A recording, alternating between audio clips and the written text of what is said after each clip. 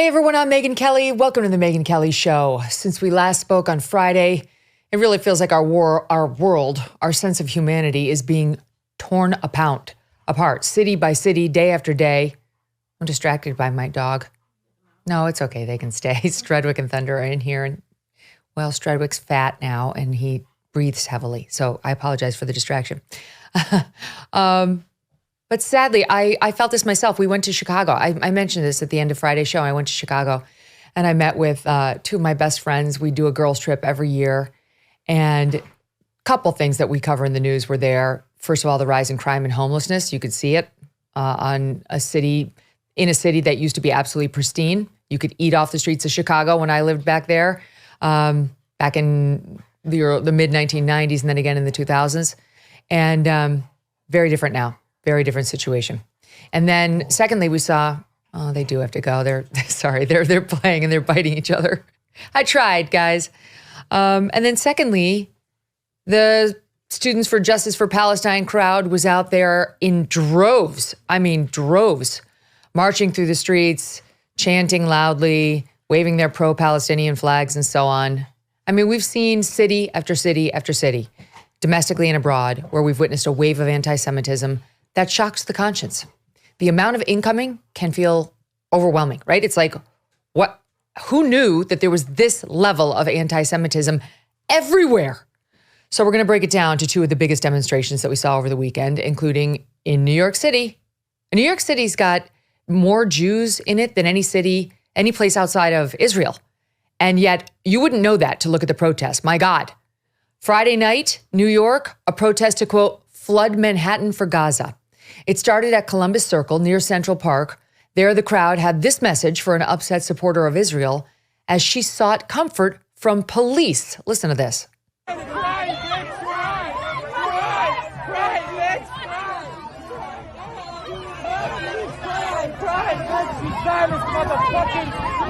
Get that? Cry, bitch, cry. She was upset. She was getting harassed. And their response was cry, bitch, cry. Nice. Sweet. From there, protesters marched to the New York Times building in Midtown, vandalizing it with fake blood. You remember we told you about the weird sit-in they were having in the lobby there on Friday. And they decided it might be fun to curse at a Daily News reporter outside of the building.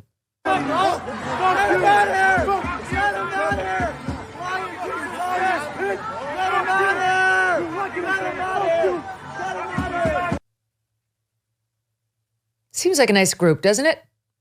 No one and nothing, it would seem, was safe from their fury. Not the baristas at Starbucks, who were told, you make drinks for genocide. Oh, wow, okay. Not what we signed up for, I'm sure they thought. Not the Israeli flag, which of course was burned.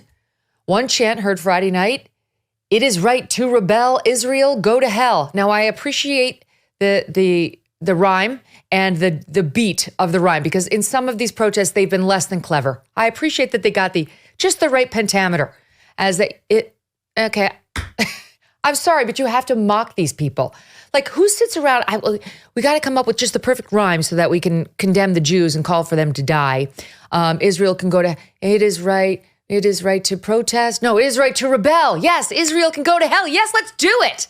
Remember the moron high schooler who had to write his two-liner down on a placard so that he could remember it? He was reading his little... We're not dealing with the smartest crowd. That's the truth. And of course, the American flag was not off limits too. They love to burn that too, and to take it down in favor of the Palestinian flag. That's lovely to watch. Much to the jubilation of the crowd, this is back in New York, who stood near a sign that reads, UN Way. Take a look. There goes the American flag, for those of you listening. We're pulling it down. And again. And another one. And the crowd is cheering. Look at them. Is that Megan Rapinoe? Screw them. You don't like America? Get out. Get out. We don't want you here either. You don't want to be here? We don't want you. It's perfect. Go home. Honestly, like half these people are chanting in Arabic about this country that they've clearly chosen but it's not good enough for them. Get out. We don't need you here. If all this is not enough, the protesters also forced New York City's Grand Central train station to shut down. Now it's on. You want to pull down flags? Pisses us off, but whatever. You want to shut down Grand Central and stop people from getting home on time? It's on. Watch as they kick the doors while cops are locked inside.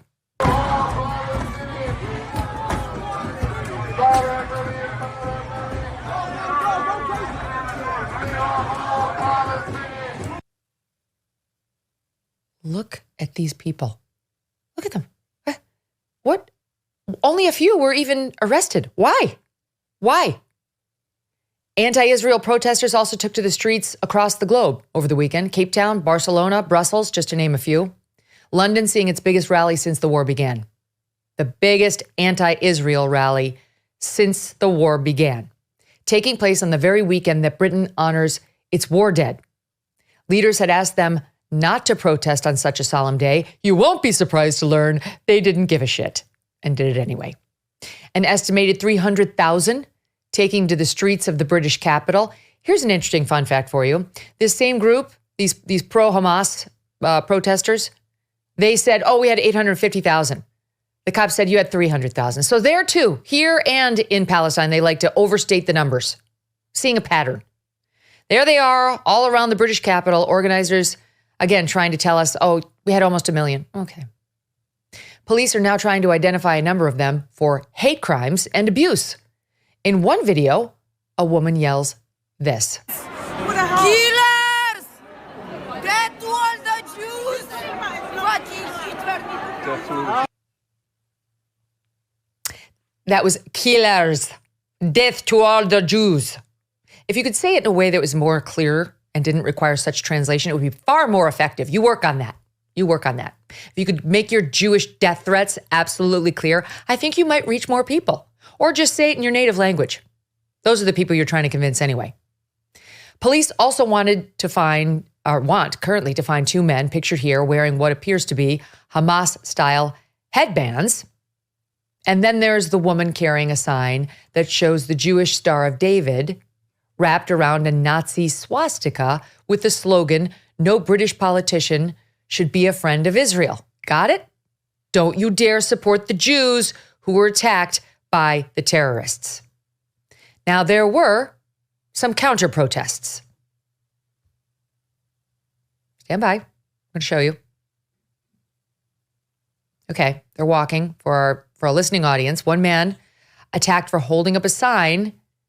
You see, he was holding up a sign that equated Hamas with ISIS. And what happened when he held up that sign? They attacked him. Take a look at that. Chants of "England till I die" also heard among the counter-protesters. And the media also really, really wanted you to know that there were, quote, far-right protesters among the counter-protesters who battled with police. In one tense scene, a protester was seen shouting in officers' faces, the crowd telling the police, "You're not English anymore." Watch.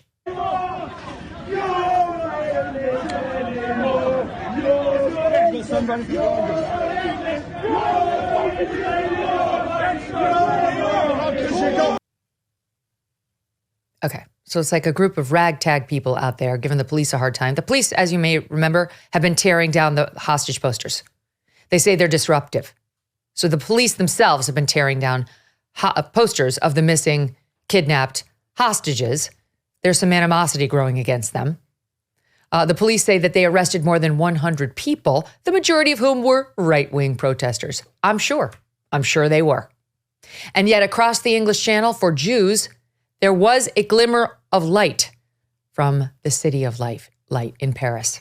More than 100,000 people taking to the streets of Paris on Sunday to march against anti-Semitism. Good for them. Look at this. Finally, I know some of my audience wrote in and said, you know what?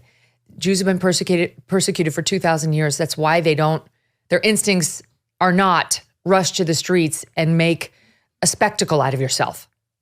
You know, they are under threat. They're not really feeling too bold about going out on the streets right now, but they did it. And God bless. Do it. Do more of it. There's safety in numbers there. 100,000 people on the streets of Paris. God bless. Joining me now, Konstantin Kisin. He's co-host of an amazing podcast, which I've mentioned a few times on the show, called TRIGGERnometry. And the podcast is wonderful. He's been doing it for a long time. And Konstantin is getting more and more attention. He came on the show a year plus ago to talk about Ukraine, and he's been all over the Israel conflict as well. He's back today. Hey, subscribe to the show on YouTube and follow me on Facebook, Instagram, and Twitter. Let's talk candy. Goods Candies. They are a new sponsor and not your average chocolate shop. Nestled in a small town in rural Indiana, doesn't it just sound nice, like you kind of want to go and see it in process? Goods Candies has been serving their community since the Great Depression. They take pride in their farmhouse-style, small batch production using only the finest premium ingredients. Trust me, guys, when you bite into a Goods Candies creation, you will instantly taste the difference. Look at this video. Oh my gosh, it looks delicious. They have indulgent toffees, salted caramels, and all kinds of chocolates with unique cream centers: raspberry, maple, mint, orange, just to name a few. Selecting your goodie bag is all part of the fun. They also do customized chocolate bars with your company logo on them. This is the perfect client gift. It's unique and it's delicious. A great way for your clients to think about you and your business. For my viewers, they're going to offer a 20% discount right now. But you have to use the promo code MK2023 when you place your order, okay? That's a cheap way to get 20% off. Just use the promo code MK2023. The website is goodscandies.com, goodscandies.com, and their email address is goodscandies@goodscandies.com. Konstantin, good to see you. Welcome back. Megyn, great to be with you. Can you believe that open? I mean, the amount of behavior, bad behavior happening at these pro-Palestinian protests, attacking the guy with the pro-Israel sign, getting in the face of innocents, calling for Jews to die, that one woman afraid, calling her a bitch, cry, bitch, cry. It's like, and then, of course, in the UK, you get a handful of counter protesters who have some tense exchanges with cops. And the whole story is about the alt-right, the far-right protesters, and then we'll get to, they just fired this well-known politician in the UK, and we'll get to why. But the UK, I mean, it's amazing because they're going even more the wrong way than we are here in America, but the two problems are exactly the same. What do you make of it all? Well, I'm so glad you played the clip from France, because I said this is how you know things have got really bad, when British people are looking over at the French and thinking, we like you, we envy you, we want more of what you have. That is unusual for the situation here. But you know what? I'm sad to say I'm not surprised. I mean, what we have had since the October 7th attacks, people have forgotten this, but actually in the first 2 days after the terrorist attack happened, we had anti-Israel protests, and I use inverted commas for people listening, on the streets. And those were not anti-Israel protests, those were celebrations. Those were celebrations. There were people on the streets of this country and this city celebrating mass murder and terrorist attacks, celebrating. And what we have seen since, over the next few weeks, is the inevitable consequence of the fact that the police simply, you mentioned the politician who we'll get to. The reason she was forced the reason she was fired actually was that she dared, Megyn, to insinuate that the police are not policing even-handedly when it comes to different groups. And what we have seen over the last few weeks is that it's perfectly normal, for example, for people in the pro-Palestinian marches to be chanting for jihad, to be chanting rise up, army of Muhammad, and all sorts of other genocidal slogans, effectively, and they're not being policed. And when the police are being confronted and asked, why don't you go in there and stop these people doing these things, which are against the law in this country? It's against the law to incite violence. It's against the law to express support for terrorist organizations. What the police say is, look, there's so many of them and there's so few of us. However, when over the weekend, a few football supporters who are, they are people who like to go out and get drunk and have fights with the police, but there was very few of them. There were minor skirmishes between them and the police. The police immediately found it within their powers to arrest a bunch of them. And of course, the entire media establishment ran with the story that the far right, so-called far right, were the ones causing the problem. And the only question I have for these people is, why don't we look at what the definition of far right is? My definition of the far right right. And the definition that we've used historically, certainly in the UK, is people who are racist, people who are prejudiced against other ethnic and religious groups, people who are sexist and consider women second-class citizens, people who incite violence. To my mind, we have had the far right on the streets of Britain for 5 weeks, and the police have done absolutely nothing about it, which is why they are emboldened and they're going to continue to do this. So tell us about Suella Braverman and what happened there, because our pal Lawrence Fox, he's been on the show recently, got booted from GB News for having you had him on too, a crass, but in my mind, totally within the bounds conversation in terms of getting terminated. Anyway, he's been all over the news. I like him a lot. I know you do too. And he's been tweeting a lot about Suella Braverman getting the boot. She's Home Secretary. What does that mean? Why did she get fired? It seemed rather easy to fire this woman who, as far as I can tell, didn't say much at all and seems to be representing the views of at least half of Britons. Well, so Home Secretary means that she's in charge of things like immigration, security, policing, and so on. She's the person at the top of government responsible for all those things. And what she said, as I mentioned earlier, Megyn, is that the police are not being even-handed and they're policing different groups differently. And shock, horror, everybody was very upset about this, even though we have seen the difference. And I wrote on my Substack today about this, that essentially we had during 2020, we had the BLM marches, of course, where the police kneeled in front of protesters. And then a few months later, we had anti-lockdown protesters where the police kneeled on protesters. And that sort of a mismatch in the way that the police approach different people has continued. And frankly, at this point, what has become clear is the police will police vigorously and violently people of whom there are not many, and they will avoid policing large groups of people. And so you can tell quite clearly from that what sort of outcomes that incentivizes. If you let large groups of people behave abominably, but you don't police them, they will continue.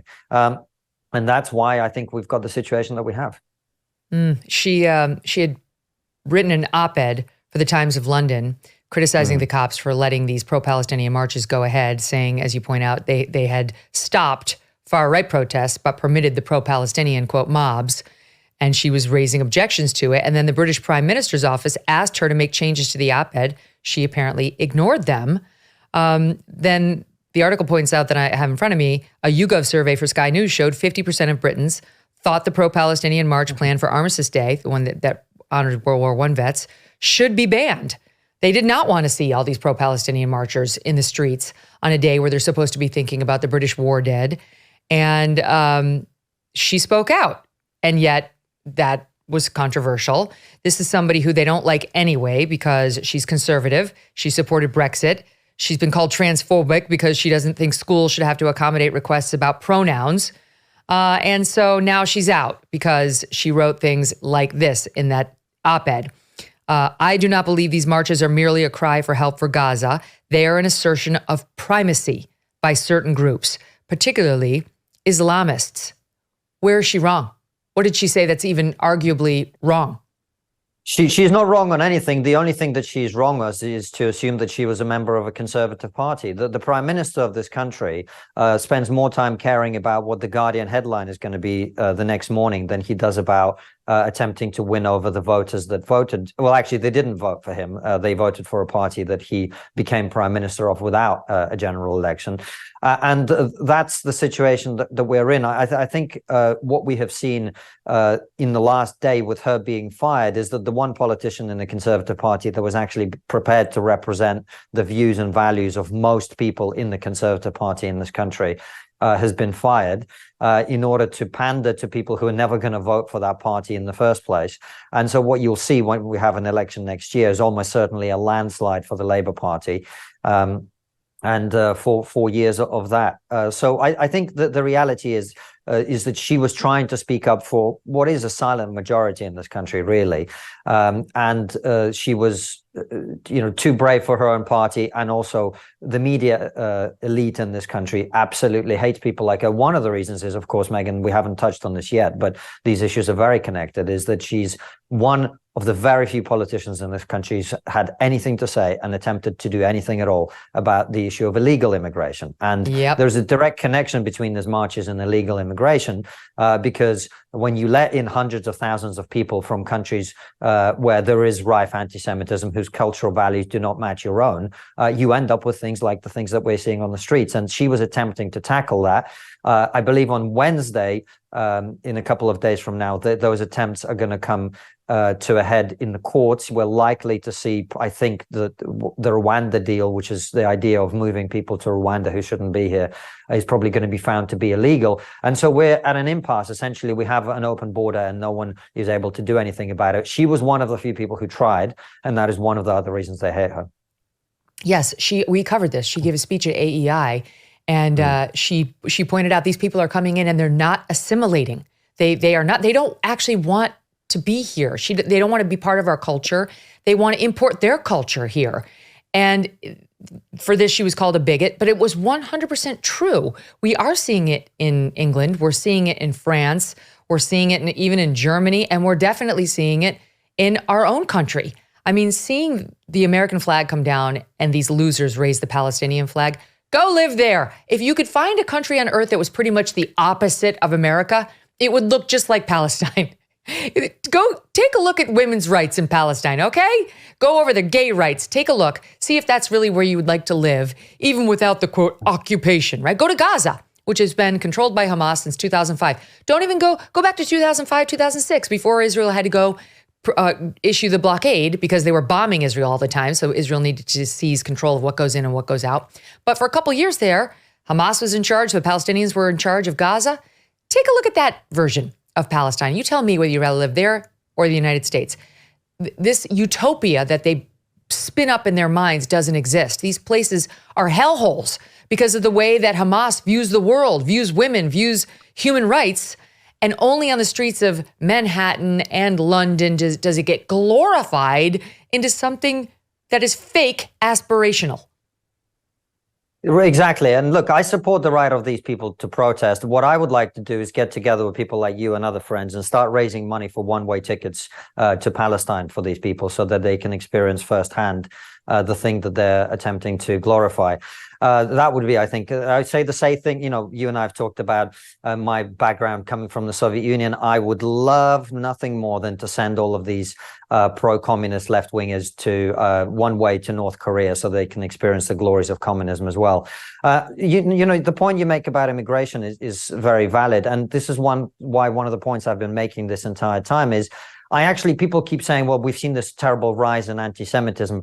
I don't think we have. I don't think we've seen a rise in anti-Semitism. What we have seen is what we have allowed to be imported into this country and your country, and what we have allowed to be imported into the heads of our young people. I keep making this point every time I come to the United States, a country I love, a country where I'm frequently. When I was on Bill Maher's show, I said this: we have got to stop teaching our children to hate their own country. And what you're seeing in the streets of New York, in the streets of London, in the streets of Paris, in the streets of many, many cities around the West, is that we have a merger of two things: the woke people who've been trained to hate their own country, and the Islamists who already did and were allowed to come in. And that potent mix is what you're seeing on the streets. Mm-hmm. Right.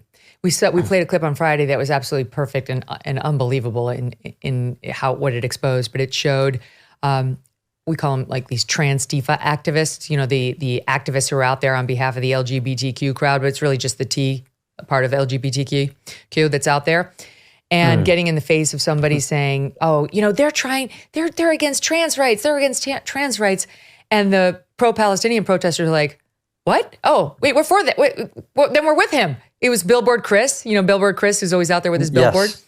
And the trans activist was like, this is bullshit. He's against the trans people. And the pro-Palestinian people were like, oh, wait, we're with Billboard Chris. Like the realization comes out like, oh, okay, I got it. Wait, we're not actually aligned. That's the future. Well, I don't know if you've seen those videos, but in the UK, we've had people go to these protests where they're chanting from the river to the sea, Palestine will be free. And they say to them, which river and which sea? And they don't know. They don't know.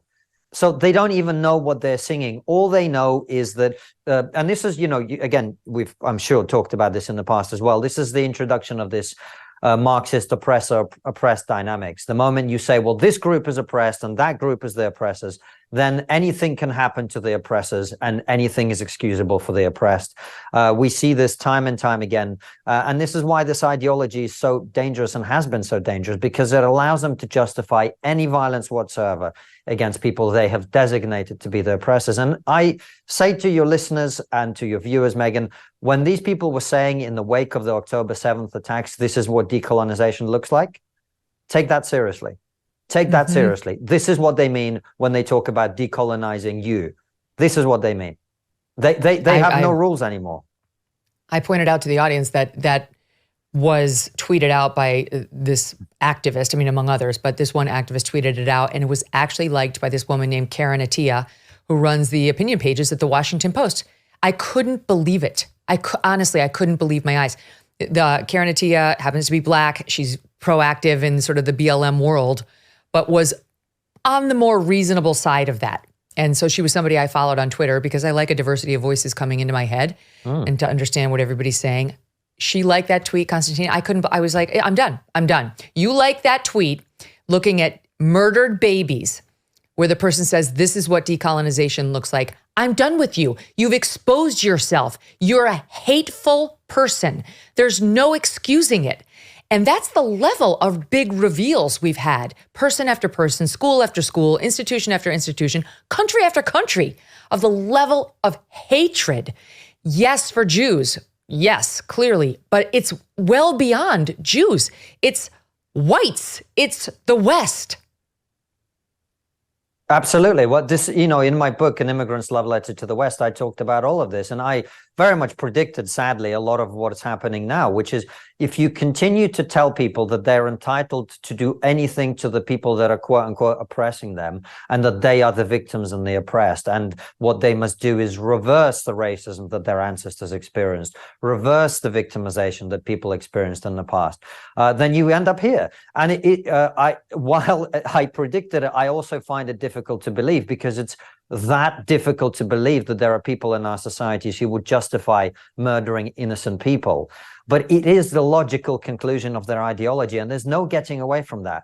The moment you believe that you're entitled to go and kill other people or massacre civilians or do whatever it is that they did, burn people alive, all of that terrible stuff, the moment you start to justify that in your own head, anything is possible. And I just think we've forgotten in the West how powerful ideology is, because we live in this very comfortable, very stable sort of, our societies are very predictable. Nothing ever really gets too bad most of the time.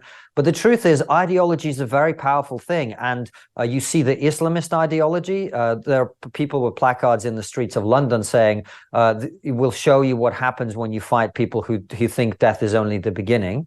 And I think they're not lying. They're not wrong. There are Islamists who believe that they will be going to heaven with their 72 virgins when they blow themselves up or when they die fighting.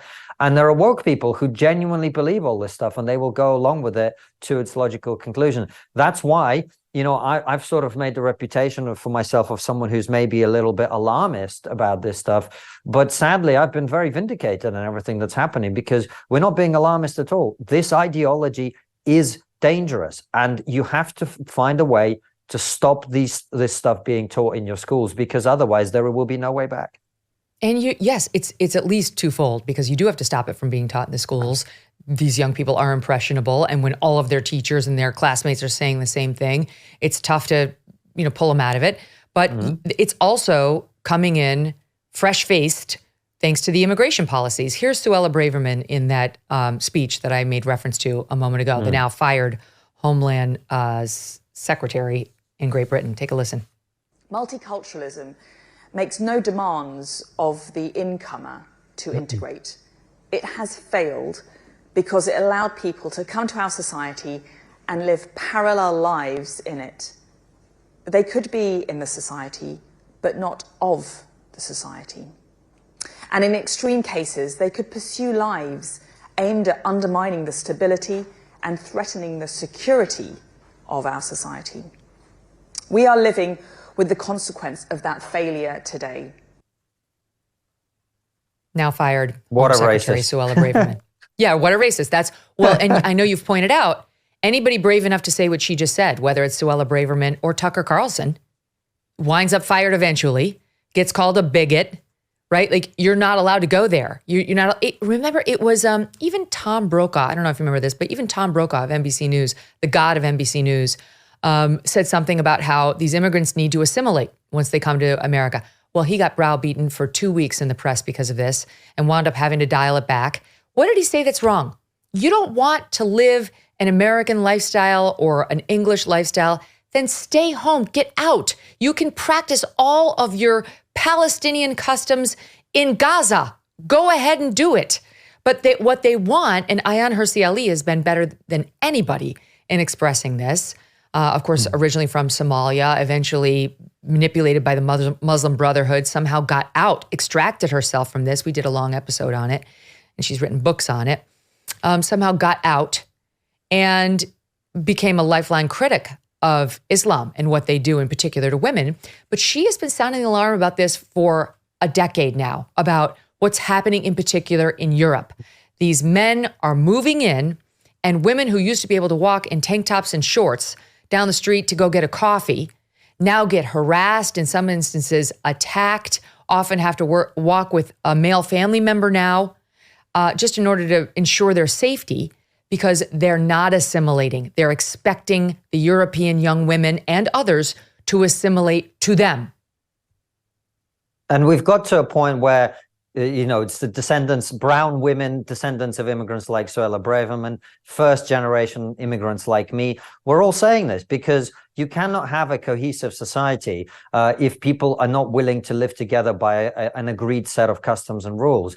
And the point that she was making in that speech that you played about multiculturalism is a very, very important one that most people don't actually understand. So let's break it down.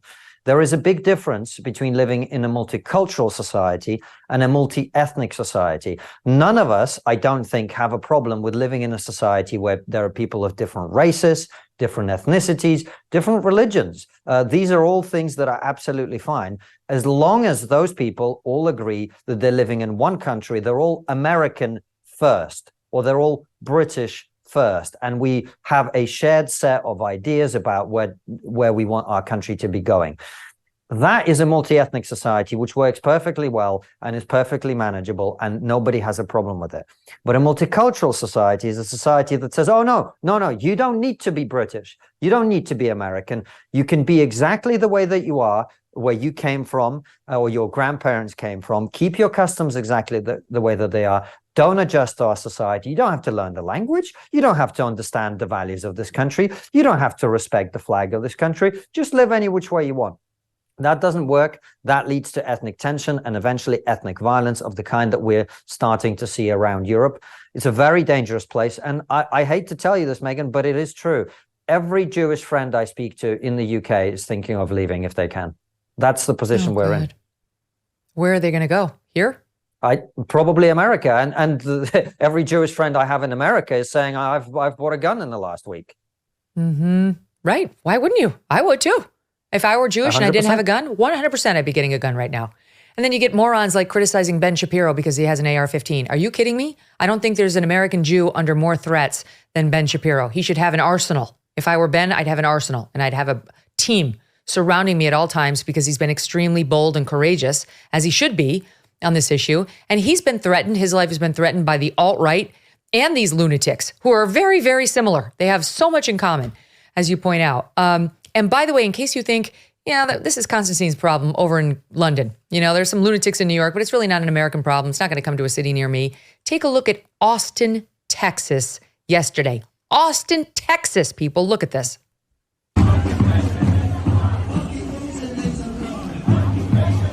For the listening audience, you've got cowboys on horses waving Palestinian flags.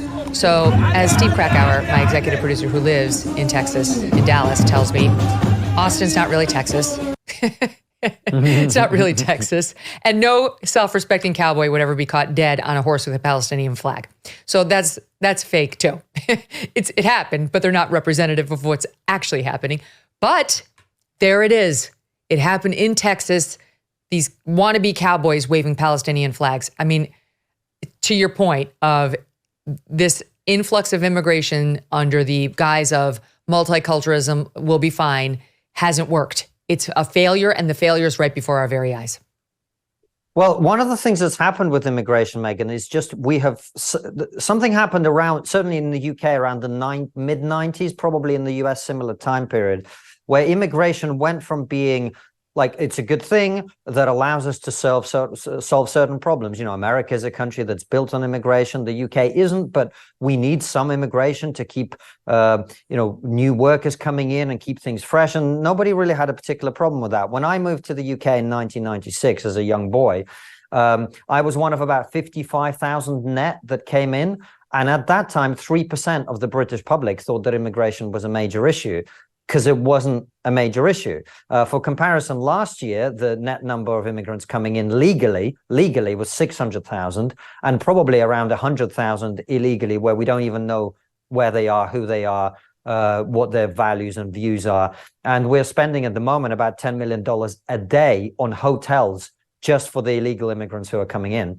And the reason that's happened, Megyn, is that at some point, a shift happened. And I quote all these left-wing politicians in my book who were all way to the right of Donald Trump on immigration in your country, and way to the right of any conservative in this country now, who all said, we need a border. We can't allow people to come in illegally. I mean, Barack Obama was a nativist by the standards of the modern day.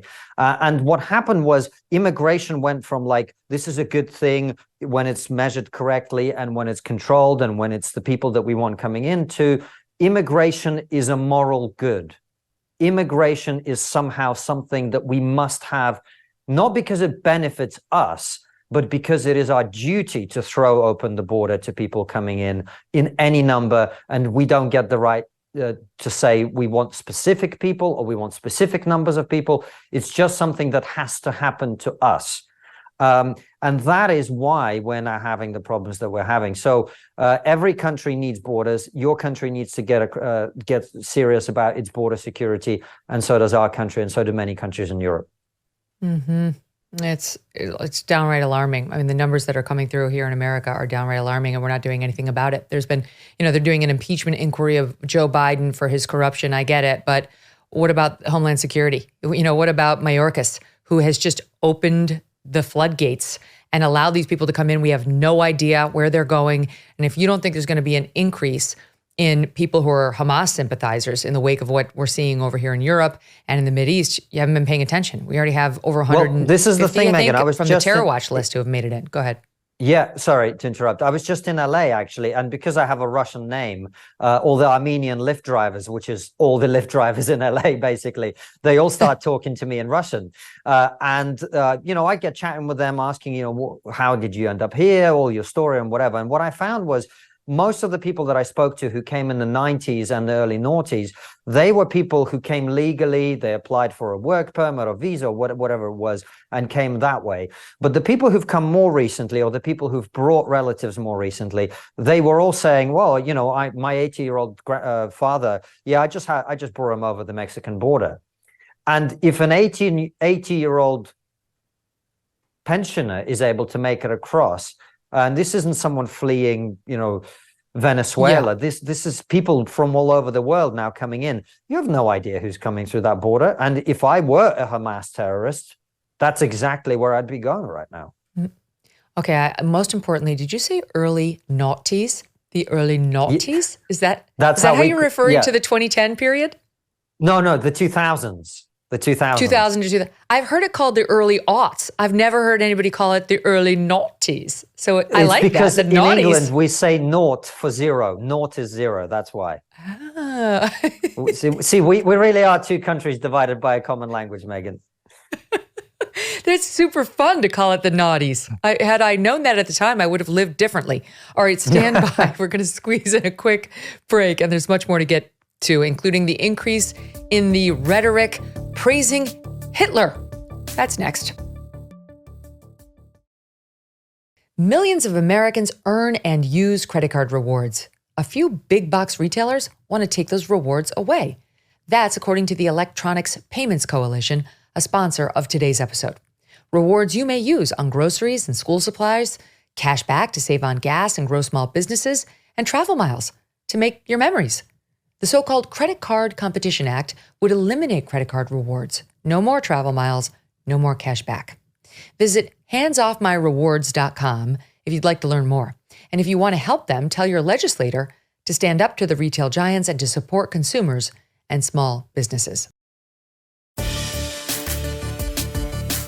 There was a report today that on the body of one Hamas fighter, they found a copy of Mein Kampf, Adolf Hitler's book. Then you've got this, Rebel News in London, interviewing a pro-Palestinian supporter. Take a listen to the messaging there. It's not 7. If the West feels so sorry for the Israeli Zionists, why don't they give a place in Germany? Why don't you go to Hitler's back garden and make an occupation there? Then they will know what kind of people these are. Why every so many 100 years, the Zionists get slaughtered? Because Hitler knew how to deal with these people. Oh, great. Hitler knew how to deal with these people, says the man. I'll give you one more.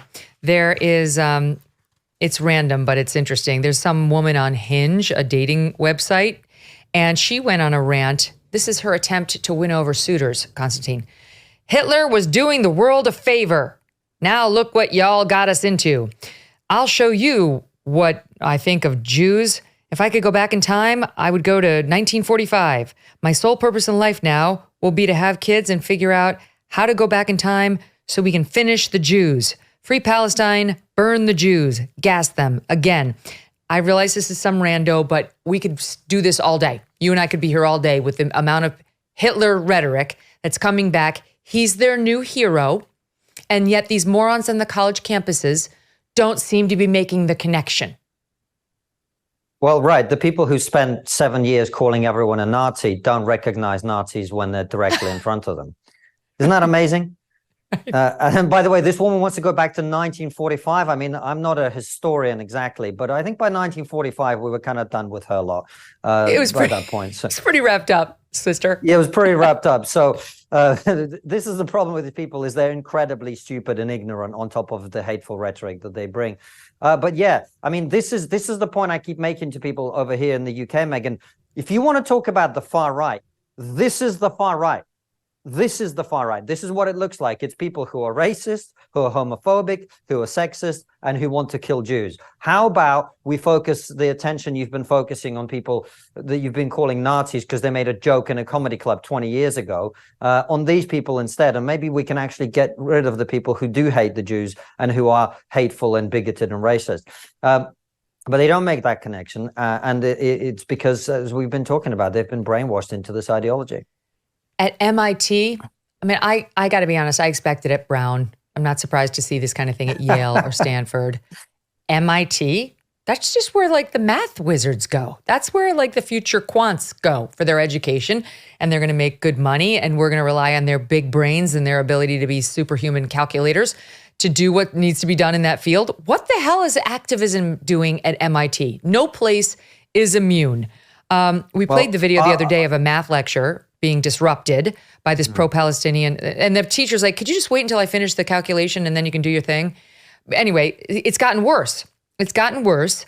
Where now there's been, we didn't play it? Okay, let's watch it. Here it is. Can I just finish this line and then I'll give you the time. Right. Go ahead. As you witness the ongoing genocide of Gaza and MIT silence, free, free Palestine! Free, free Palestine! Free, free Palestine! Free, free Oh, shut up and get back to the math.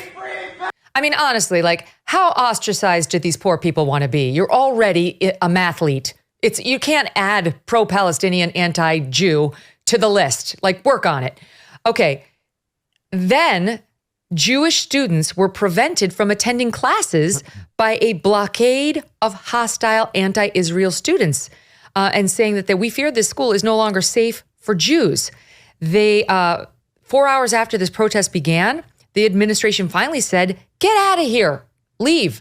Otherwise, you're going to be suspended. Guess what? Only the Jewish students who had shown up actually listened to the order. The pro-Palestinian students stayed. And then MIT president Sally Kornbluth said, those who remained, you're going to be disciplined, but it's only going to be, you can't go to extracurricular activities because we understand most of you are here on student visas from other countries. And because now the politicians are threatening that you will be deported, in various states, if you come over here and support terror, we're not going to sort of get you on anybody's radar, because if a student is academically dismissed under federal law, their visas can be revoked. So Sally Kornbluth decided to run cover for these kids, leading John Podhoretz to post on X, "I see. So if you break U.S. law but are a rich foreigner, you should stay at MIT rather than MIT helping you to be deported. Good to know." This is the state of American campuses. You can't even avoid the activism when you're just sitting there trying to do your math. Well, these institutions are riddled with it, and it's not just colleges; it's also schools. I mean, elementary and up. These ideologies are getting taught at a young age, as you know, with the gender woo-woo and all of the rest of it. And as to your question, how is it that these super smart kids are convinced of all of this stuff? A friend of mine, Michael Malice, said something to me which I thought was very powerful. He said, "A smart dog is easier to train." And that's what is happening. Just because you're intelligent doesn't mean you're not going to fall for this stuff. Ideology is a very powerful tool. And I keep, we forget how powerful it is. But actually, all we need to do is look back a few decades in our history to see that human beings are incredibly susceptible to two things: ideology and charismatic, powerful leaders who will use that ideology for evil. So watch out for both of those is my message to people in the West. And starting with ideology, any ideology that tries to pit different groups against each other, that says, oh, men and women, they're not supposed to work together. They're not supposed to get married and have kids and raise them together and collaborate and look out for each other. No, no, no. Men and women are enemies. Or black people and white people, they're not supposed to work together and get along. No, no, no. They're enemies. Or whatever other groups it might be. Anyone who tells you that, be very, very suspicious of those people. I've got to ask you, because the last time you came on, we talked a lot about Ukraine, and you were explaining your marriage, and you married somebody from Ukraine, and you have a Russian background. You're a Jew. You've got a foot in all these camps, Konstantin. You're the perfect guest on virtually every story we cover, and you were very pro-support of Israel by the West, and very much wanted the West, America, England, to help Ukraine in this battle. And it really caught my attention when you said, it's time to end the war in Ukraine. The time has come. Why is that? Well, it's for the reason I said from day one, which is that the ultimate strategy for Ukraine was always going to be to put up a fight, to see how well they could do with the support that we provided. And unless the West was willing to provide all the weapons and everything that they needed to actually win the war, which the West simply doesn't have the appetite for, then the best deal they were going to get was by pushing Russia out, which they did. I remind people, in the first 3 weeks of the war, the Russian troops were on the outskirts of the Ukrainian capital, Kiev. They were on the outskirts of Kharkiv, which is in the northeast. They'd captured Kherson, they'd captured Mariupol, they'd captured a large number of small cities and a lot of territory. And the Ukrainians pushed them out with our help. The Ukrainians managed to retake Kherson actually without a fight. The Russians had to withdraw from there in the south. They pushed them away in the north. They pushed them away in the northeast. And achieved what actually nobody at that point could have expected. But ultimately, this was always going to come down to a negotiated settlement. As I said, I said it, I think, a week after the conflict began here on British TV. The deal was going to be, you fight, you give away some land in exchange for long-term security.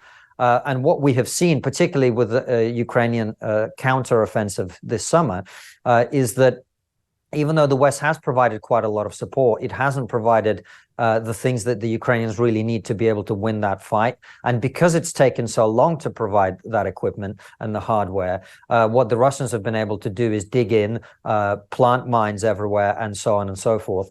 And so the counteroffensive was bloody, but didn't achieve very much. And so what we've had over the last year, really, the last major win for Ukraine was a year ago in Kherson.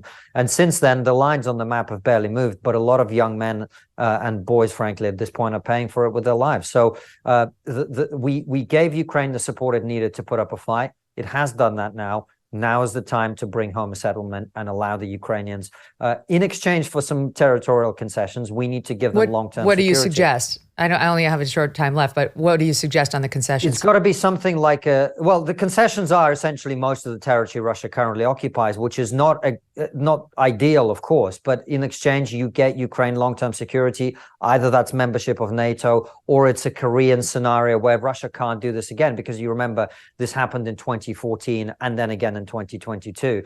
What we have to do is make sure it doesn't happen again. The territory, although that's obviously not a great outcome, matters a lot less. And that's why I've basically been consistent throughout. Ukraine needed to fight, put up a fight, give something away in order to get long-term security and secure its sovereignty, which it has done. Wow. So interesting to hear you talk about it after our last time together. Konstantin, God bless you. Thank you so much for your brave voice. You guys subscribe to Triggernometry. You will not be sorry. Big fan. Thank you for being here. I appreciate you, Megyn. Thank you. All right, and don't forget, folks, you can find the Megyn Kelly Show live on SiriusXM Triumph Channel 111 every weekday at noon East, and we'll be right back. We are sponsored today by Donors Trust, the principled, tax-friendly way to simplify your charitable giving. Cancel culture will not go away. The Daily Caller, for example, recently reported that a big box giving account slow-rolled and rejected grants to conservative nonprofits. Those nonprofits include Alliance Defending Freedom, the Family Research Council, and others. Meanwhile, the big box giving account provider quickly approved grants to left-leaning charities, of course. So don't let cancel culture get in the way of your charitable goals. Do you want a principled partner helping you support the causes you hold dear? If so, consider opening a donor-advised fund with Donors Trust. Donors Trust is the oldest and largest donor-advised fund committed to limited government, personal responsibility, and free enterprise. Open your giving account before December 30th, and you could save money on your taxes for the year. For more info on Donors Trust and how they can help you with your charitable giving, visit donorstrust.org/MK. That's DONORS trust.org/MK to receive a free copy of their donor prospectus. That's donorstrust.org/MK. Now we turn to a new documentary that chronicles 3 families who lost their children over what they say was a connection to the COVID-19 vaccine. The documentary is called Shot Dead, and it tells the true stories of the heartache felt by parents around the United States. Director and producer Teryn Gregson, who has her own COVID vaccine story, and father Ernest Ramirez, whose story is featured in the documentary, join me now. Thank you both so much for being here. Ernest and Teryn, all the best to you. I really appreciate it. I watched the entire piece and found it very compelling. And Ernest, I'm so sorry about the loss of Junior. Thank you so much for coming on to share what must be a very painful memory with us. Thank you, Mom. I appreciate that. Thank you, Teryn, Megyn. you feature the stories of 3 families. And I just want to tell the audience as we get started with this, just today in the news is the fact that the Department of Justice is posting a new jobs ad today, looking for 8 new attorneys to defend the federal government in vaccine injury cases. More and more people are finding the courage to try to challenge, yes, the drug companies, which is nearly impossible, but also the federal government for forcing, and they did force these vaccines on us without the proper disclosures, without the proper risks, and ultimately without informed consent. It's a Herculean effort to get past all of the roadblocks that the government put up long ago to try to prevent these kinds of lawsuits, so that, understandably, they want pharmaceutical companies to be free to develop vaccines that would ideally cure cancer, cure Alzheimer's, et cetera. But there are serious downsides to those roadblocks. So that's where you guys come in, trying to shine a light, Teryn, on what's actually happened. And I just want to say this before we get it going. Before I took the vaccine, I thought to myself, and I said publicly, God forbid there's something really wrong with the vaccine. These geniuses who dreamed up the vaccine at Pfizer, Moderna, they're going to have to dream up a cure. They just will, because if there's some massive problem with it, they could never just sit on their hands and ignore that. Never in a million years did I anticipate that they would ignore it, that they would actively work to silence people who are raising it, that they would bury data, as has been alleged, and we had somebody on this show alleging it with respect to AstraZeneca overseas. Never in a million years did I consider people would actually potentially die from the vaccine and there would be no fixing it.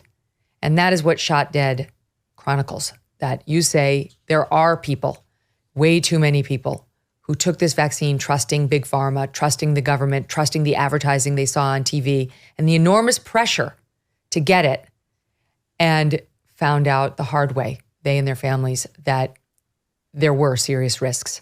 So how did you pick the families, Teryn, who you profiled in the movie? Well, at first, we wanted to just make a movie about people that were dying from this vaccine because we knew it was happening. You know, just anecdotally, we were hearing stories of people that we knew passing away after getting the shot. And, you know, just as Dr. Peter McCullough talks about in the film, when you have something that has been applied to the population in mass worldwide, even a small portion that have reactions and or die from it, that's still a considerable amount of people. So when we started reaching out and when I started contacting people and talking to them and interviewing them, it became clear to me that the most tragic, all of the stories are tragic. No matter if you've been injured or if you have a family member that has passed from the shot, all of those stories are tragic. But when I was really talking to these parents who lost their children and their babies, and I was pregnant during the pandemic, and so I know what it's like to get that pressure to get the shot while pregnant. And I know so many women that have experienced miscarriages and stillbirths and menstrual issues. So it just became clear to myself and the We the Patriots USA team that we needed to focus on the kids and the babies in this because they are the future and we need to save them. And they, for no reason whatsoever, needed a COVID shot, considering we know that they, you know, had a 0.00001 chance of really seriously being hurt by COVID, the disease itself. So it all comes down to the kids, and we know that that's the target that Big Pharma tends to go after in things like this. And we know that once ACIP voted unanimously to put it on the recommended childhood vaccine schedule, that states were going to soon start to put it on their vaccine schedule and require parents to get these for their kids, to go to school, to be in daycare, to be enrolled in various activities. We know that women are now going to be told by their OBGYNs to add this to the lineup of shots that they should get while they are pregnant. And so we had to step in and we had to focus on the kids because they are the future and they are who matter.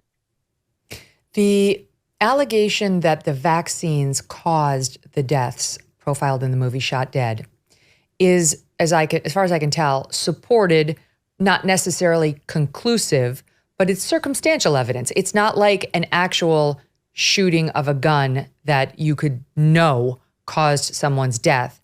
But you have Dr. Peter McCullough, he's been excoriated by the left and by the people who want us all to have the vaccine in every seventh booster. But he's been a skeptic of how safe this is pretty much from the beginning. And he's taken a look at the autopsy reports in these cases and said in the movie, I mean, I watched him, that he does believe these were vaccine-caused deaths. Yeah, that was very important to us that it was, you know, backed up by an expert, although we want to focus on the families and the humanity, because I think that's really what it cuts to the core of a person and, you know, maybe makes them want to look further into things by seeing the humanity and leveling human to human with people on their experiences. We did really want to have these experts in this film to back up and support what these parents were saying. And I think it's important because, as you said, Megyn, you know, so many people, whether they've been injured or have lost a loved one, have been told and just dragged through the mud by people, whether it's on social media, even, you know, as we chronicle in this, the medical examiners for their various states, trying to get the autopsy results. They're given the runaround in all these various aspects. And so they have to seek outside, you know, help to look at these autopsies to try and get answers. And we even, you know, also have Dr. Thorpe, who's an OBGYN whistleblower, as well as Michelle Gershman, a labor and delivery nurse whistleblower. And, you know, these people have evidence, they've done studies, they've done research. And not only that, they anecdotally see evidence every day in their practices and what they're seeing. And it's just happening so much. It's hard to ignore, despite the that's fact what's so that frustrating. they are trying to bury That's what's so it. frustrating, Teryn, is that they're not open-minded. I feel like your side and I as well are open-minded. If it wasn't the vaccine, show me what it was. Explain to me what caused the death. And their side is hardcore, like, no, we're not going to talk about the vaccines. Notwithstanding proximity in time, you know, death to vaccine, myocarditis having been found in the autopsy, blood clotting having been found in somebody who had no comorbidities, their instinct seems to want to be, shut it down. It wasn't the vaccine. That's what we know for sure, which only leads to more suspicion. Yeah, and that's why featuring children, I think, is really important too, because we can all pretty much agree that most children are pretty healthy and don't have many pre-existing conditions, if at all. And so that's why it's important too, to show the children, to show these people, you know, Ernest can speak on this. His son died 5 days after the shot. I mean, he's a healthy 16-year-old boy. And Dr. Peter McCullough also goes into this. Most of these kids and these teenagers have myocardial scars on their hearts and they don't even know it. So they're walking around with these scars. And prior to COVID, all of the medical advisors around the country, CDC, NIH, you name it, have on their own website, if someone has myocarditis, that they should not be participating in athletic activity. Well, you know, now they're just completely ignoring the fact that kids have myocarditis, don't even know it. And so they go out like Junior did and runs in the park and collapses and dies. Or Trista Martin, 18 years old, you also get an adrenaline boost in the waking hours of the morning. That's what wakes you up. That's when she had her cardiac episode and her entire body shut down and she went on to pass away. So that's why including these children and showing these are perfectly healthy kids, and then they all of a sudden pass away after receiving the shot. It's hard to ignore. And yes. I just want to say to the audience, yes, you can get myocarditis from COVID too. Yeah. That is a fact. But what went down during COVID was most people were getting or had gotten COVID. They already had it. So they were building up their own natural immunity. They did not need the vaccine. We were told that the vaccine would prevent the spread. It did not prevent the spread. So once you've had COVID, you do not need that vaccine. That is what more and more experts came out to warn us of, though not the mainstream, you know, that were being cited in the Washington Post and the New York Times. They were like, you need it all, get it all. And if you had known that there was a risk of myocarditis from COVID and from the vaccine, as a parent, and you knew your child already had COVID, I think very few parents would have then run to get a vaccine, which increases the risk of myocarditis again on a child who might already have it now. Further in that, none of this was disclosed. Parents were just told, and you feature this in Shot Dead, the advertising campaigns. It was like glamorous, you know, there was celebrities and sports figures. We still see it now with Travis Kelce, like, get your booster, without the downside risks being fully vetted, disclosed, and discussed. All right, stand by, because I want to bring in Ernest. You've talked about Ernesto Jr. And Ernest, as Teryn points out, he was 16 years old. Can you just tell us, because the movie Shot Dead does a good job of describing the fact you were a single dad, and it was just you and Junior, and the two of you, it was like you guys against the world. So just describe your relationship with your son, please. Like I've said several times before, Junior was my best friend. We did everything together. He loved the outdoors.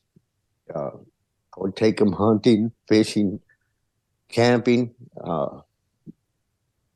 like a normal person would do with their buddy, you know. We barbecued together. We worked on cars and motorcycles together. I couldn't have asked for a better child. We never made any decisions without the other. If we were going to go out to eat, we'd talk about it. If he wanted me to cook for him, we'd talk about that. I mean, like I said, he was such a wonderful child.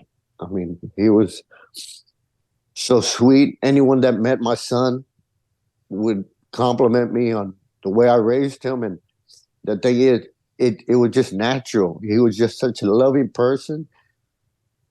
And what Ernest, what made you decide to get him the vaccine? Because here, where I live in South Texas, all they showed all day long were people catching COVID, being rushed to the hospital, put on ventilators, and dying. They weren't showing anybody coming off ventilators, and they were dying alone in the hospital. They weren't letting the family members be there with them. And like I said, we have never done anything without the other. And I know I would have gotten in trouble. I would have fought my way to get in there to be by his side. I would have never let him alone. And so I went and took it first.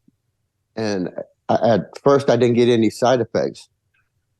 And so Pfizer kept advertising how it's safe for teenagers. And, you know, we were locked up in the house. And I know he was getting a little stir crazy because, you know, the only time he would go out is he'd run a couple of laps around our subdivision and come straight back because he wanted to prepare himself for when it was over with and get back to baseball season because he loved baseball. And I told him, Pfizer's saying it's safe for teenagers. You want to go get the shot? And like, you know, kids don't like to get any type of injections. And he said, sure, Dad, let's go. Because we believed their lies. We thought it was safe. We thought it was going to be effective. When my neighbor said she was going to take her son and Junior out to eat and play basketball, I felt confident that he had that first dose. He was protected. Nothing was going to happen to him. He wouldn't get COVID. So I let him go. And like I said, I love my son so much. I would wake up every morning, wake him up. I'd give him a hug and a kiss before I'd go to work. In the evening, when I get home, I'd give him a hug and a kiss. I mean, we were just so close. I met him at the front door. I gave him some money. I gave him a hug and a kiss, and I told him to be good and call me if you need anything. And like I said, I didn't know that was going to be the last time I spoke to my son. And I couldn't believe, I don't know why I believed their lies. I used to have confidence in our government. I thought they were here to protect us and for our best interests, and they just proved me wrong. They proved that I was ignorant all these years, trusting them. And now look at, I'm here without my son. So sorry. So sorry for your loss. I can see how close you two were. He was only 16. It was only one jab, the first jab only, and 5 days later he died. Yes, ma'am. Running across a field. They had went out to eat. They were playing video games, and my neighbor said they got off the truck and they just took off running, and he collapsed right then and there. No signs of anything. I mentioned Dr. Peter McCullough. He, I know, did review Ernesto Jr.'s autopsy report. Teryn includes an interview with him in Shot Dead, the movie. Here's a bit of it in Soundbite 31. I was fortunate to review the autopsy report. And in my interpretation, and I have considerable experience in cardiac pathology and examination of hearts at the time of death, I believe the autopsy is conclusive for the cause of death being COVID-19 vaccine-induced myocarditis. He took a messenger RNA vaccine, installs the genetic code for the lethal Wuhan spike protein. The spike protein has been found in the human heart. It causes inflammation, it causes tissue destruction, and it sets up a zone of abnormal conduction. So Teryn, you know, you and I both know there are tens of millions of people who have gotten these vaccines who were fine, who did not die, and who did not get myocarditis. And of course, the drug companies and the federal government and the media would like to point out, these are all just bizarre anomalies. This could have happened to any of these sweet children, irrespective of the vaccine. You know, people do die unexpectedly, and they dismiss the possibility that it's tied to the vaccine. Now, no matter what Dr. McCullough and others will say. What happened did you go to Pfizer? Did you go to the drug companies for a statement? Like what was their messaging on it? No, because we have been shadow banned and censored and unable to even, speak with those on the front lines about this. We tried reaching out to the various physicians of the people included in the film. They wouldn't comment on it. I mean, Ernest can talk to his story on how the man and the doctor that administered Ernest's shot himself wouldn't even admit that he administered the shot to Ernest. Trista Martin's parents went through the same thing. They had to prove by pulling up insurance records that the doctor gave their daughter Trista the shot. They even had to show him, the doctor himself, her vaccine card that he signed, no matter how many times. He kept sitting there denying that. So, we were not able to reach out to those companies, and we failed even to get responses from those that were directly involved with these families in the film. I think the general line you were going to get. Before I go back to Ernest, I do want to spend a minute on Trista Martin, an 18-year-old girl who died, and her parents sat with you and told her story, which is equally heartbreaking. There's just a little bit with her parents recounting some of the circumstances around the day she died, SOT 33. As they were moving her up to the ICU, one of her friends said to us, I think I need to tell you guys this. She got the COVID vaccine, and she asked us not to tell you. At the time, nothing really registered. Like, it was just, well. Yeah, it was like, well, that's unfortunate. That's awful. Like, really, what's the chances that this is what caused that? That's kind of how we felt at first. We didn't really put it together until a couple of weeks of research. Her toxicology came back clean. She tested negative for COVID. They had no idea what was going on. They said her heart was swollen, her organs were shutting down. I don't believe that she was there anymore at that point. I believe she passed at the apartment.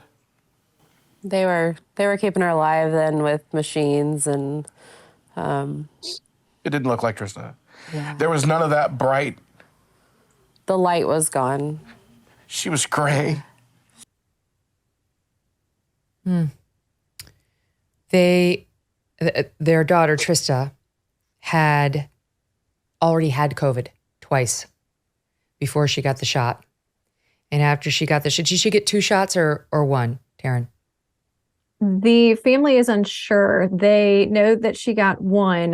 The doctor's office that was refusing to give the records at first seemed to have wiped their records clean. They have a documentation from the insurance company that Trista visited the office, his doctor's office, again, just a few days before she died. And both times that she was in his office, even the time that they have her vaccine card that states that she got the first initial COVID vaccine, on her charts, it doesn't say anything about it. They're essentially blank. It doesn't say anything that she got a vaccine. Mm-hmm. So the family is suspicious that last appointment she had it just a few days before she passed, that she may have gotten the second shot there, but we have no way to prove it because the doctor is wiping her records clean. Right? I mean, you tell me, because it's not, I think we focus on that too much. I mean, it's very clear, I think, when it's within days. But in her case, she had gotten the shot 112 days earlier before she died.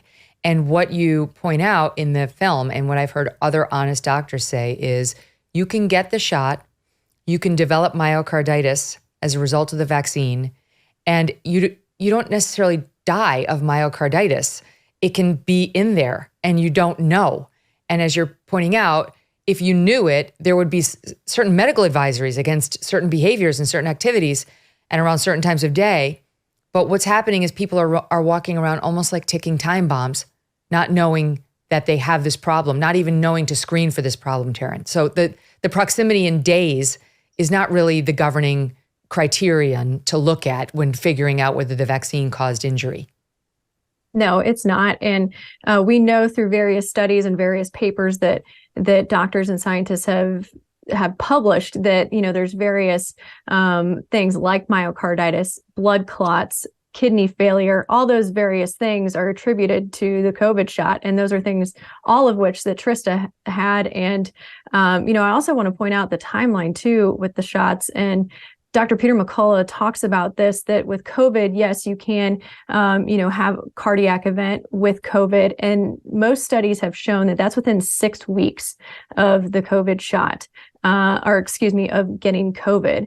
And also that the just barrage of deaths and myocarditis and all of the various reactions, all of this happened in 2021 after the vaccine rollout. It didn't happen in 2020 whenever COVID came about. Yes, we had tragic COVID deaths. We had hospital protocol deaths, however you want to frame that. But all of this myocarditis, the blood clots, the passing away, the vaccine injuries, there's a lot of people with brain injuries as well from these vaccines. Those all took place after the vaccine rollout. That one of those cases was documented there was a New York Post article today talking about the DOJ seeking all these new lawyers, 8 new attorneys to defend the feds as vaccine injury cases go up. And indeed, they chronicled some of those brain injuries. There was, they mentioned a plaintiff in a Louisiana case named Emma Berkey, a healthy 18-year-old Nevada high school student. When she received the Johnson & Johnson COVID vaccine in April 2021, suffered a devastating brain injury. And she's had 3 brain surgeries, thousands of hours of physical therapy. She still struggles to walk, write, and care for herself, alleges the lawsuit. The thing is, it's very hard to get any sort of redress, any sort of compensation, help. I mean, Ernesto, what happened? I know your son was Ernesto. Ernest, what happened with you when you went back to the doctors, when you tried to contact anybody about what had happened to Junior? The thing is, everybody turned their back, closed the doors on me. It wasn't until I mentioned that I was going to drive to D.C. and try to get to the White House, try to get to Biden, to ask questions. And that's when Senator Ron Johnson found out about it. He called me directly, and we had a couple of Zoom meetings, and that's when we ended up having the first roundtable. And that's when I realized it wasn't just me and my son. It was thousands of other victims, like little Maddie DeGarry, Brianne Dressing, Jessica Sutter, Dr. Joe Walscott. I mean, I can go on and on. Unfortunately, this is affecting more people than they're letting us know. I mean, I get phone calls, emails, text messages on a regular basis from people asking for help. And like you said, they're saying that not everyone's being affected. Of course not. When you're going to go destroy something, you're not going to roll it out and give the same thing to everyone, because if too many people are affected, they're not going to get people to, go stand up and get that shot. That's why it was like Russian roulette. It was just affecting so many people because whatever they were doing, it was pick and choose what we were going to do, what people they were going to attack. And like I said, it was until then that FEMA was the only one that was reaching out to me, trying to get me to change my son's death certificate so that it read COVID. And they were trying to bribe me on that. Can I ask you a question about that? Why was that? Is there any way I'm just trying to play devil's advocate. Was there any way they wanted you to change the designation because they thought it would lead to benefits that you couldn't get if you said it was a vaccine death? The thing in right after he passed, naturally I didn't have insurance on my son because I thought I was going to go first. And someone told me about FEMA funeral assistance program. So I filed. And they denied me. They asked me for everything, autopsy, and everything they asked me for, I gave to them. And they turned around, denied me, said he didn't die from COVID. I said, no, it was from the vaccine. And they said, well, we can't help you. So I started speaking out at all these places I would go to And then they started contacting me. You know what? If you would change his death certificate so it says COVID, we can pay you $10,000. I said, no, it's too late. I already buried my son with help from donations from everyone. And I asked them to destroy that and quit bothering me. And they kept every month calling, bothering me, bugging me. And I kept telling them no. They raised it up to $35,000. And I said, no, my son's life was worth more than that. And I'm not going to disrespect my son like that. And I'm not going to falsify documents for financial gain. And I just asked them, please leave me alone. It wasn't until the lawsuit that we have for censorship, they decided to leave me alone. They quit bothering me I'll bet. Yeah, because they know got scared. what we're trying to do. Yes, exactly, ma'am. Ernest, what's life like now? You just lived with Junior. What's your house like now? What's your life like now? There is no life. That's the truth. I ask God all the time I tell him I'm ready to go home. I have nothing else here, and I tell God I'm tired. I want to go home already. But like I always said, we all know that a lot of time the answer is no, because I figure he needs me here to fight this battle, because I'm not just doing it for my son. I'm doing it for all my vaccine injured, because not enough people are standing up for them. Medical, they need financial help for all their medicals and living. Some people are living in cars. Some people are trying to buy the medication so they can go get through another day. And so I figure that's the only purpose I'm still here. Oh, God bless you for it. I know the movie, again, it's called Shot Dead. It features Ernest driving around a truck with like a billboard on the side of it with the pictures of those who have lost their lives, we believe, because of this vaccine on which the risks were not disclosed. And once the risks became obvious, they were denied for far too long, and even to this day, downplayed by those in a position to know better. Stand by, you guys. I'm going to squeeze in a quick break, and then I'm going to come back, and we're going to talk about what's happening with pregnant women, including, you heard Teryn mention she was pregnant when her employer tried to force her to get the vaccine. We interviewed Allison Williams of ESPN, who quit because they tried to make her get the vaccine, and she wanted to have a baby. She was very worried about the risks.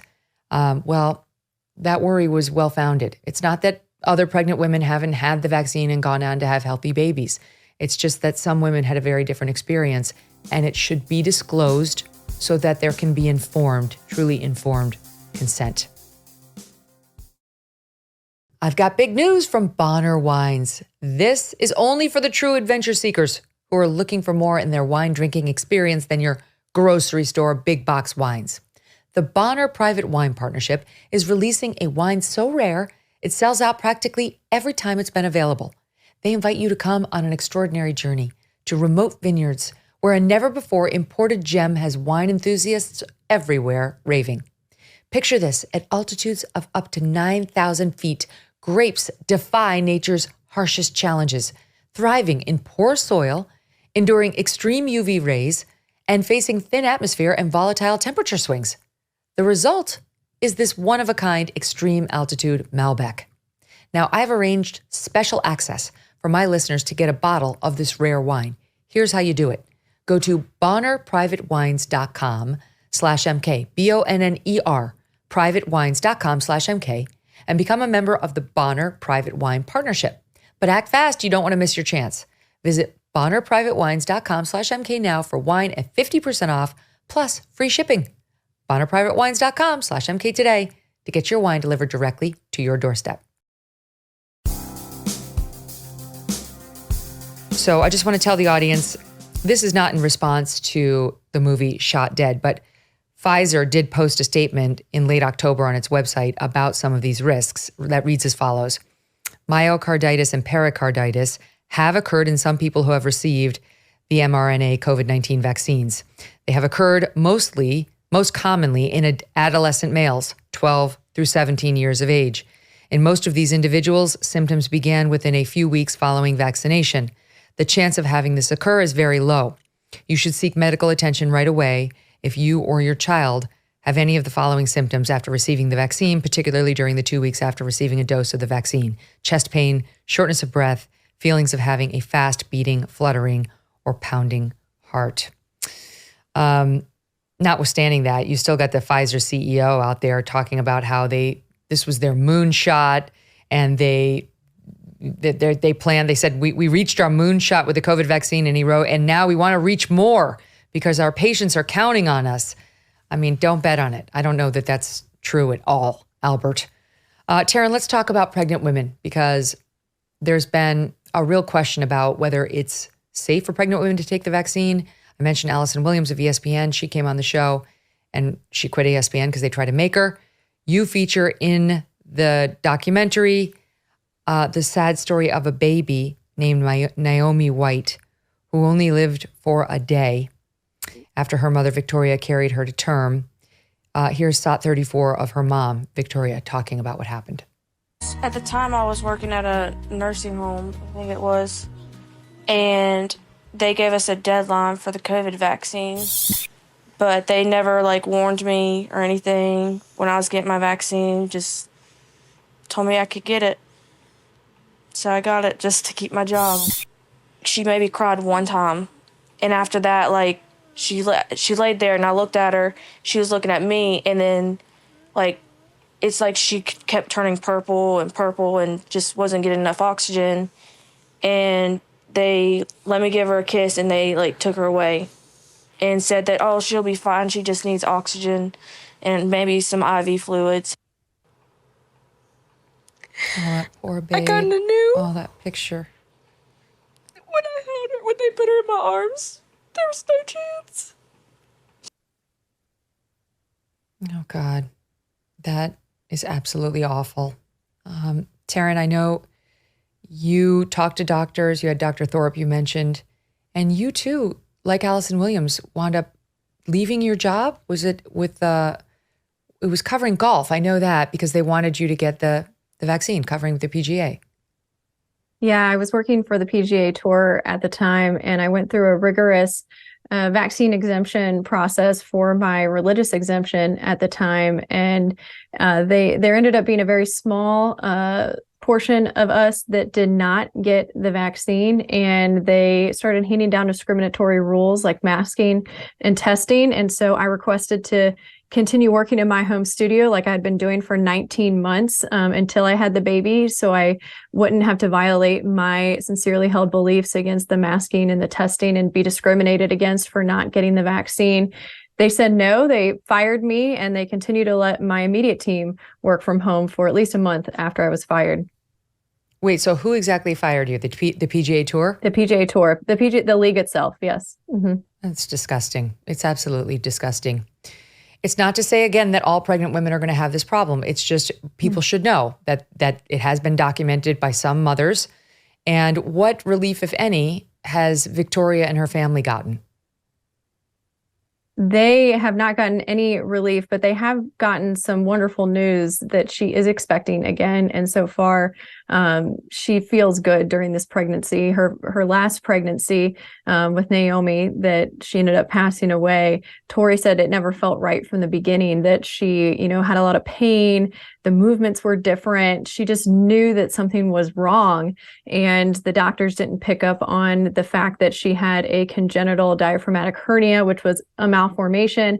She was also diagnosed with just a 10-centimeter umbilical cord, which umbilical cords are supposed to be at least 30 centimeters long.